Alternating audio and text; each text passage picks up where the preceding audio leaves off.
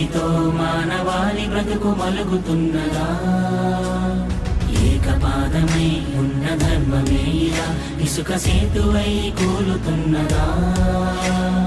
ఆధరణి కన్నీరు తుడిచేందుకు నీరాకకే వేచెరా, ఆసుర రాజ్యాన్ని అణిచేందుకు సాయాన్ని కోరిందిరా.